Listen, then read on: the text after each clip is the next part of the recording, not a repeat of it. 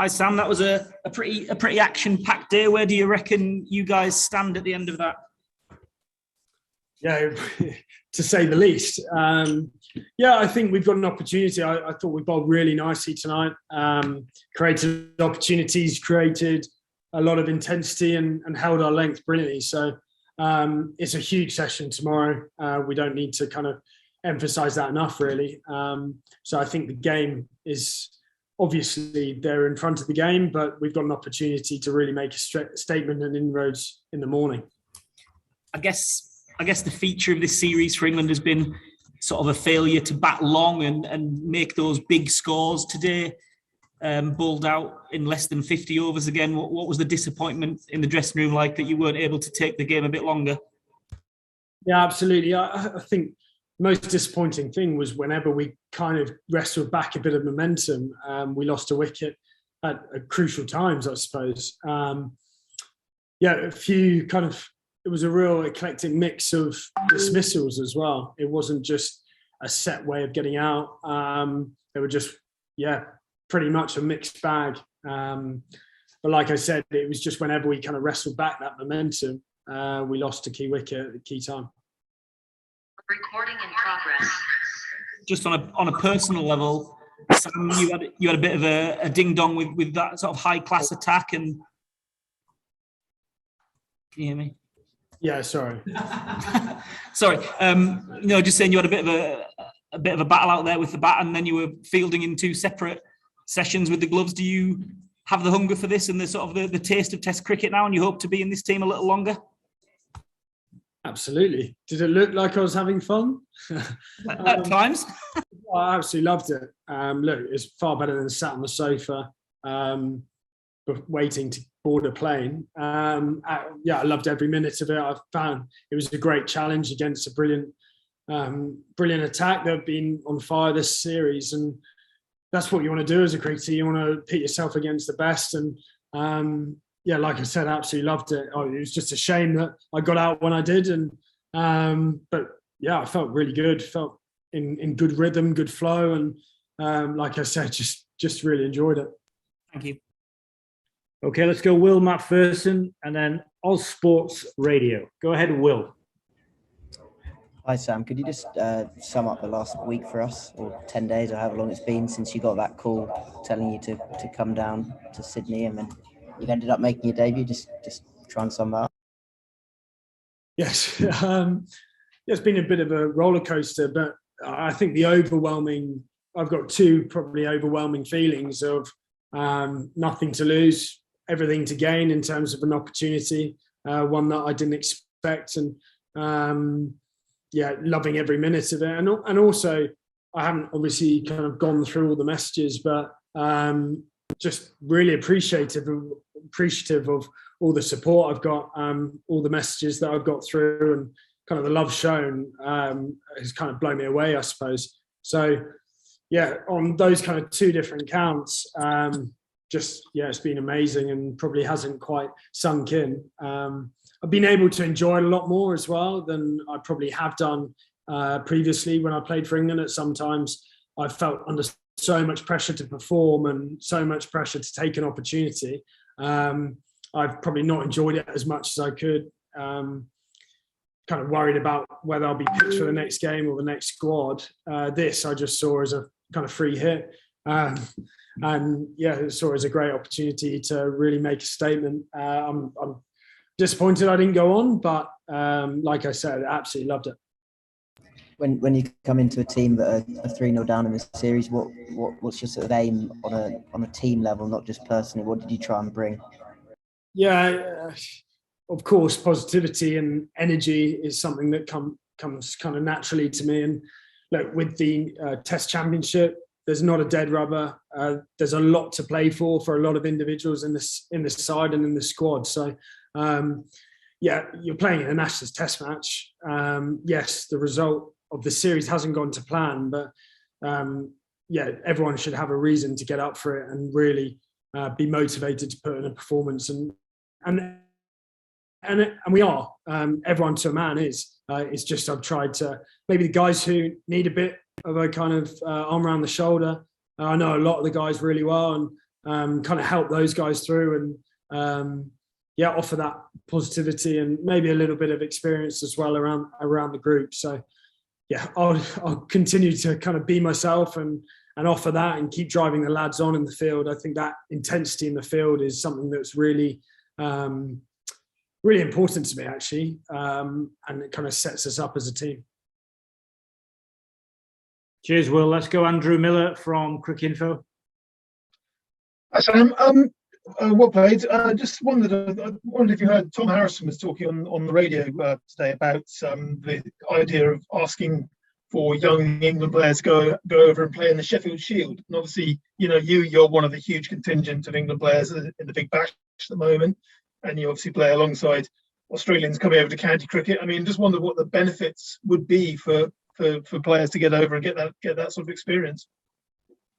Yeah, as you mentioned, I've benefited from playing in various different tournaments, very various different environments as well. And I know it kind of, people think it gets over-egged a lot, but the lessons you learn from different cultures, playing different styles of cricket, the mentality around it, absolutely it benefits any young player. I think also, I mean, one of the best things I ever did was play club cricket over here for Penrith with Pat Cummins. He gave me a bit of shit. He sent me a message this morning and a scorecard of when we played together at Sutherland Cricket Club. I got a duck, he got 100, and reminded that to me this morning. But that experience was brilliant. Coming over here, again, that different mentality, conditions-wise, and you learn your game, you learn your craft, and that wasn't even obviously at the professional level. I was very lucky at the club that I was at, but to go one step further and potentially play in the Sheffield Shield, I think it would obviously offer a huge amount of value to our players. Whether or not the Aussies will be that nice, who knows? But yeah, I can absolutely say playing in the Big Bash, playing in the IPL, that's done wonders for my career, as long as you play, I suppose. And just in terms of the extremes, there's been a lot of talk of preparation for this series, and I mean, I guess your preparation takes it to an extreme there. I mean, wandering onto a test pitch after the build-up you've had, how did you find it? Just that first ball of red ball cricket in a while for you. Pink ball cricket. Pink ball, yeah, fair point. No, of course. Again, it's, I suppose, when you get older, more experience, you have a real clarity or a bit more clarity around your own game and the method you want to kind of input, I suppose. And yeah, I had a very clear game plan. I had a very clear method that I wanted to use, and against the various different challenges in terms of the bowlers. So yeah, batting is all about mindset, rhythm and confidence, as I said the other day. And the only way you get true confidence is by time in the middle. And yes, it's a different format, but runs under my belt in the Big Bash, that's no doubt helped me hugely. And again, it's just a flick of mindset and that clarity in decision making. And yeah, for me, I'm always going to play positively. I'm always going to try and score runs and hit the ball. So yeah, I just tried to do that today. Nice one. Thank you. No. Okay, John Etheridge, and then we'll finish with Dean Wilson. Sam, hi. The England openers have struggled all series. I appreciate you've not been around much. Rory came back today, was out from North, obviously run out rather than dismissed by a bowler. But is that struggle at the top of the order, is that down to the quality of the Australian bowling or technical deficiencies amongst the batsmen? No, well, today it obviously wasn't down to technique at all. Slight error of judgment, slight it showed the margins of the game, I suppose, today with that run out. And I suppose I think that might be the first or second time Zach and Rory have batted together as an opening pair. So again, Zach's shown some brilliant signs, I thought, today, and in the last game as well. So there are signs. The bowling attack, statistically, I think it was the third test, MCG, that was, since data is being recorded, the best opening spell ever in Test cricket. Obviously, data doesn't go all the way back, but the bowlers have been exceptional for Australia. They've been relentless, and they've made it very tough. There's Oh, what's going on there? Sorry, guys.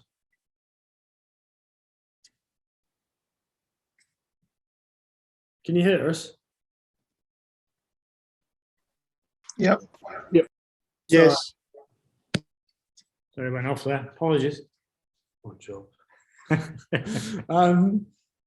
Sorry, where was I? Yeah, so I think it's been a combination, a huge amount down to the Australians being brilliant with the ball. There's no doubt about that. Yeah, it's a brutal game, cricket, isn't it? The margins are so small.